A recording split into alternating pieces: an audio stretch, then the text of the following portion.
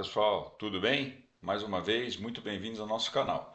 Hoje o nosso tema aqui é falar sobre os fatores de influência, ou fatores de decisão na escolha de um determinado sistema construtivo num canteiro de obras. E aqui eu estou falando de um sistema construtivo que pode ser para de repente alguma disciplina específica. Eu posso escolher um determinado sistema de fachada, escolho pelo sistema A ou pelo sistema B, ou até mesmo um sistema construtivo complexo, né? Escolho por um sistema em parede de concreto, escolho por um sistema em estrutura tradicional ou como vai. Normalmente, quando se faz essa análise, os grandes vetores aí analisados são o prazo e custo, né? Qual é o prazo, o tempo de execução daquele sistema construtivo comparado com outros e qual é o seu custo aplicado. Na verdade, prazo e custo, obviamente, são muito importantes, relevantes e têm um peso enorme no processo de decisão. Mas tem muitos outros elementos que a gente precisa avaliar. Então eu quero compartilhar com vocês aqui o que na minha visão são esses itens que a gente precisa avaliar. Vocês vão ver que tem temas aqui mais complexos, outros são mais corriqueiros dentro do nosso dia a dia. Então eu elenquei aqui quais são os principais para a gente poder debater. Tudo bem?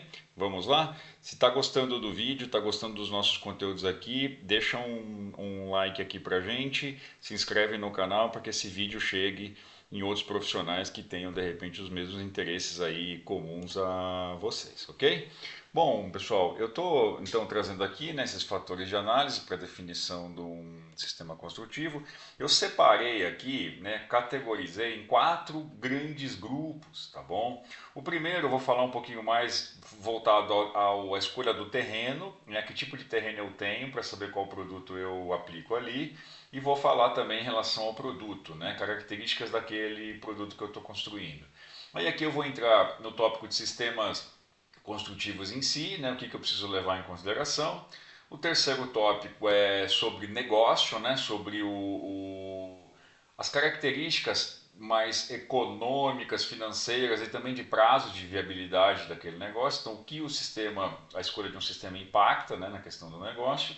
E por último, os impactos e as considerações que eu preciso fazer, tanto no uso quanto no pós-obra, né, daquele sistema construtivo, ok? Bom, vamos lá. O primeiro deles, né, quando eu estou falando de terreno aqui e produto, eu estou falando do tipo de terreno, o tipo de solo, o tipo de implantação, onde esse terreno está localizado.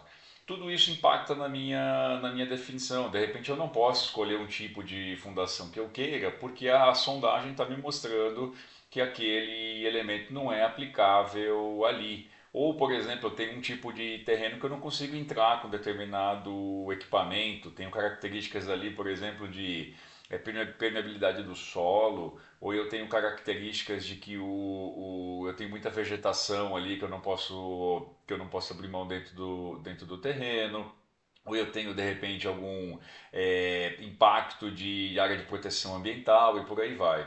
Então, levar em consideração o terreno é relevante demais nesse aspecto aqui. O segundo, aí eu estou falando das próprias características do terreno, né? Um terreno em aclive, um terreno em declive, eu preciso de fazer muita contenção, não preciso. Isso pode limitar muito a escolha de um sistema que eu venha a utilizar, né? Então, levar em consideração os elementos do terreno são nesse momento aqui os dois principais que eu cito para vocês. Bom, tem um outro ponto importante, pessoal, que são a questão dos aspectos culturais, né? A gente sabe que o Brasil é um país de dimensões aí continentais, obviamente com costumes e crenças e culturas diferentes em cada uma das regiões. Então, um determinado tipo de produto pode ser que vingue numa região e outra não, né? Eu dou aqui um exemplo, eu me lembro muito bem quando eu acompanhava obras em Fortaleza, tinha muita tradição na cidade de fazer parede em gesso, né, que era sentada em cima do piso cerâmico. Em outras regiões isso já não era tão comum. Então, nesse exemplo, escolher um sistema de vedação, eu tenho que levar em consideração aquela região. Né? De repente, se eu for aplicar esse exemplo aí da parede de gesso numa outra região, não vai vingar, né? O pessoal não vai comprar a ideia. Então, aspectos culturais são relevantes. Outro ponto aqui, né? A questão do frete e disponibilidade de eu determinar, mandar algum produto, né? Despachar algum produto para alguma determinada região. Frete no Brasil ainda é um elemento muito, muito caro e justamente pelas distâncias muito longas, né? entre trechos aí, de repente eu tenho um fornecedor de um determinado produto, um determinado sistema, mais concentrado numa região e ele acaba encarecendo demais o transporte ou elevando muito a questão do prazo para eu poder aplicar aquele sistema. Então tome muito cuidado com isso, né? Ah, vou aplicar um sistema que é feito numa cidade, sei lá, é produzido no norte, eu quero aplicar numa cidade no sul do Brasil. Então levem em consideração que o custo vai aumentar muito, a própria disponibilidade da mão de obra daquele sistema, né? E a questão do prazo, obviamente, para eu poder fazer o transporte do sistema, tá? Clima, né, pessoal? Clima é outro aspecto que tem que ser levado muito em consideração. Então, se é região muito quente, se é uma região muito fria, se aquele sistema que eu estou implantando vai vingar ali ou não. Por exemplo, sistemas em parede de concreto que são tão bem aplicados aqui no Brasil e em diversas regiões do mundo aí, né? A gente tem ótimos exemplos disso, mas precisa de, obviamente, de adaptações dependendo da região que ele é implantado. Então eu não posso simplesmente garantir que as condições são as mesmas. Tenho que levar esse aspecto aqui na minha análise. Outra coisa é estética, né? Determinados sistemas construtivos, eles vão ter uma característica visual que de repente não vai pegar muito bem para aquele determinado tipo de produto. São sistemas que eu vou precisar ter uma junta, eu vou precisar ter um recorte, eu não consigo às vezes trabalhar com um processo arquitetônico diferenciado, né? Então você precisa saber que alguns sistemas são mais flexíveis, outros menos flexíveis para poder ter esse tipo de análise, tá? Bom, vizinhança, né? Vizinhança é outro tema complexo, dependendo de onde você está implementando a obra. Você tem, obviamente, fatores aí como barulho que não pode ser feito, como transtorno para a vizinhança, dificuldade de acesso. Às vezes você tem uma implementação de uma obra que você tem vizinho né, do lado direito, do lado esquerdo, nos fundos, você só tem acesso pela frente do terreno. Isso aí, obviamente, pode te limitar ao raio de ação da grua, a montagem de determinado equipamento, de determinado guindaste, alguma coisa nesse sentido, né? Então também preciso levar isso aqui em consideração. Olha que coisa interessante, tem sistemas que são muito bons, muito atrativos, mas que eles precisam de um determinado espaço no canteiro para trabalhar com estoque daquele material ou até mesmo para poder pré-fabricar ou industrializar aquele sistema no canteiro, né? E aí para isso eu preciso de espaço, né? Espaço obviamente disponível. Dependendo da região que você está implementando, não há esse espaço disponível e você acaba tendo que recorrer a alugar de repente um terreno próximo ou algum galpão, alguma coisa para poder fabricar ou pré-industrializar. E aí você acaba incorrendo em ter que ter nota de transporte, frete, e acaba encarecendo muito o processo e burocratizando, né? Então, se você está optando por algum sistema que precisa de uma pré-industrialização, é muito importante que você dimensione se o canteiro, né, se o terreno comporta que aquilo seja industrializado lá. Outro aspecto, pessoal, é o padrão social do empreendimento, né? E aí em diversos níveis. Às vezes você implementar um sistema, por exemplo, uma parede de concreto num empreendimento de alto padrão, talvez não vai ser tão bem aceito. Assim como talvez você tentar implementar um sistema construtivo um pouco diferenciado, um drywall, alguma coisa, num outro tipo de padrão onde o pessoal não está acostumado com aquilo, pode também não vingar muito bem. Então é preciso levar em consideração os aspectos culturais para que o padrão do empreendimento seja atendido para aquele determinado público que venha utilizar o empreendimento, né, durante a sua fase de uso, né? Bom, tipo de obra, né? A altura, o uso, a área em metro quadrado que aquela obra está aquela obra vai ser construída. Então tem sistema construtivo que eu tenho limitação de altura, por exemplo, a alvenaria estrutural eu posso ir até um determinado pavimento. Tem outros sistemas que começam a encarecer demais quando é muito alto, ou ao contrário, quando eu tenho que descer muito para fazer contenção, subsolos. Então, é um outro tema aí, né, a ser levado em consideração. E às vezes a área, né, se é uma obra pequena, que não tem uma quantidade representativa de metro quadrado, tem fornecedor que não se interessa tanto por atender aquele tipo de empreendimento, né? Então, mais um elemento aí a se considerar. Falando dos sistemas em si, né, da escolha de um sistema construtivo, vamos falar o seguinte. Primeiro, eu vou começar pela mão de obra, né? Tem sistemas que eu preciso de uma mão de obra altamente especializada, né? E isso pode ser bom como pode ser ruim. Então, a mão de obra especializada quer dizer que um produto em si pode ter uma aplicação em alta qualidade, mas não, nem sempre isso é verdade. Mas vamos lá. Por um outro lado, eu fico muito refém dessa mão de obra especializada e em alguns momentos eu posso não ter plano B, né? Quando eu estou refém daquela mão de obra especializada, às vezes o fornecedor está atendendo um determinado empreendimento, eu não tenho outra opção para atender o empreendimento que eu estou construindo. Então, precisar de mão de obra especializada é bom pelo aspecto de que é uma garantia, né, de que o serviço, em teoria, será bem feito, mas é ruim pelo fato de repente eu não ter a mão de obra disponível no momento que eu quero, porque a mão de obra acaba ficando limitada, né? O sistema construtivo usa produto importado ou nacional, é mais um elemento que você precisa levar em consideração. Porque se o produto é importado, além de ele estar suscetível, obviamente, ao câmbio, né, como no exemplo o dólar, tá, aumento de preço e tal, tem a questão do recebimento do material, né, que tem que ser considerado um prazo aí relevante, tem todo o prazo da questão da importação em si, do produto chegar, de validar a qualidade do produto, né, muitas vezes você precisa ir fora do país para validar, então o processo pode se tornar um pouco mais burocrático. Então tome cuidado, né? Leve isso em consideração. Ah, a disponibilidade do sistema, né? Então eu falei um pouquinho agora do material ser importado ou não, mas a própria disponibilidade de repente do fornecedor, né? Olha, eu tenho um sistema aqui, mas o fornecedor só consegue encaixar para começar aquele trabalho dali 6 meses, dali um ano, né? Então você precisa ver se aquilo encaixa com o timing, com a sua agenda, porque de repente você vai optar por definir aquele sistema e de repente não começou a obra, não obteve tal documento, você perdeu aquele time, o fornecedor foi atender outro e quando chega o momento de você precisar do sistema na sua obra, no seu canteiro, você não terá o sistema disponível, né? Olha outro aspecto dos mais relevantes, pessoal, a questão da sustentabilidade, né? Optar por um sistema mais sustentável, que tenha um volume menor de desperdício, que tenha um volume menor de uso de recurso, faz muita diferença, né?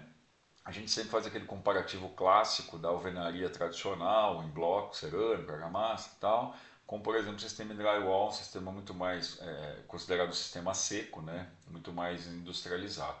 A quantidade de água, por exemplo, utilizada na produção dos dois é muito discrepante, né? Chega a ser 40% até 40% menor no uso do drywall. A quantidade de desperdício, então, é outro tema muito relevante. No processo de alvenaria chega a ser em torno de 20 a 30%.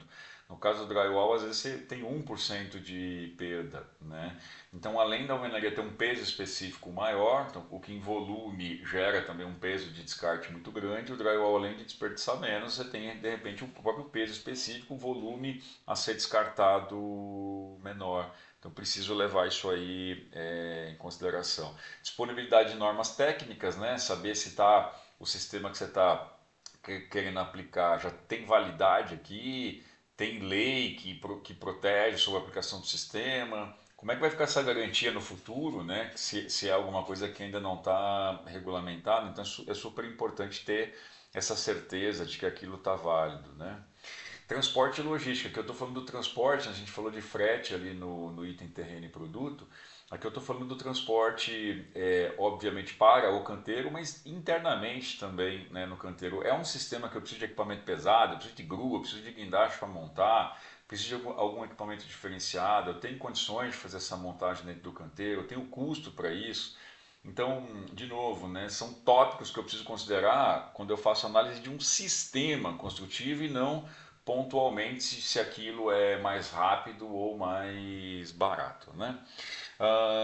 Necessidade de equipamentos, né? Alguns sistemas demandam equipamentos específicos, quer seja para o seu transporte ou para a sua montagem ou até mesmo para garantir a condição de uso. E nem sempre esses equipamentos estão disponíveis, muitas vezes precisam vir de fora do país, gerando custo e prazos aqui adicionais, né? Olha outro tema importante, né? A escolha de um sistema, se ele altera, por exemplo, o peso da obra, né? A carga que chega nas fundações.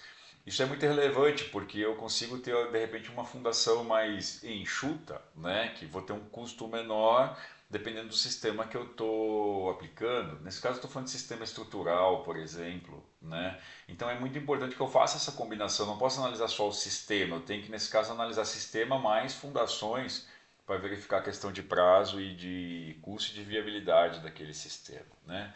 Quantidade de fornecedores disponíveis para o sistema que eu estou escolhendo. Prestem muita atenção, tomem cuidado com isso. Tem sistemas que às vezes eu tenho um fornecedor, eu tenho dois fornecedores específicos, né? Dois, obviamente, é melhor que um, mas quando eu tenho um fornecedor, o que vai acontecer se aquele fornecedor de repente resolver sair do país ou de repente não atuar mais? Eu já direcionei o meu produto para aquilo e de repente eu tenho que voltar para trás, ou de repente ele teve um reajuste muito grande de preço e eu não tenho plano B. Né? Então, mais um tópico aqui. Disponibilidade de mão de obra. Ali em cima nós falamos de mão de obra especializada. Aqui a gente está falando da disponibilidade da mão de obra. Eu tenho mão de obra suficiente naquela região, desculpa, onde eu vou implementar aquele produto. Eu vou trazer a mão de obra de fora, eu vou treinar no local, o local tem condições para aquilo, tem condições de moradia, eu vou precisar construir alojamento, o que, que eu vou precisar fazer, né? Então, mais um tópico aqui para se considerar. Outra coisa, o sistema tem escala, né, para produção, é algo que chama o interesse do fornecedor. Vou fazer de novo, vou fazer parede de concreto. Às vezes se eu tenho uma torre baixa, né, com poucos apartamentos, às vezes não vale a pena eu fazer uma parede de concreto, porque o custo do investimento em forma, em material e equipamento, de repente eu não vou conseguir diluir isso em várias unidades. Então você tem que avaliar isso, né? Eu vou ter escala para quantas obras eu vou utilizar aquele sistema, ou se é um canteiro muito grande, eu consigo replicar, né, para outras torres, para outras casas, enfim, para o elemento que seja, né? Então levo também isso aqui em consideração. Tem um fator importante, né, pessoal, que eu escuto muito também a turma sempre trazer à tona, é a questão dos paradigmas, né? Ah, eu não quero fazer nada inovador, eu vou esperar primeiro alguém fazer para saber se deu certo e aí eu vou lá e aplico. Então fica de repente um esperando o outro fazer a aplicação de uma inovação para poder tirar proveito daquilo, né? Então o paradigma é algo que trava muito, né? O produto, quando você lança, se você errar no produto e construiu naquele formato, de repente vai ficar sem venda. Então é importante você ter uma pesquisa na região, saber, né, as características, se tem alguma coisa inerente ao sistema que você está escolhendo, né?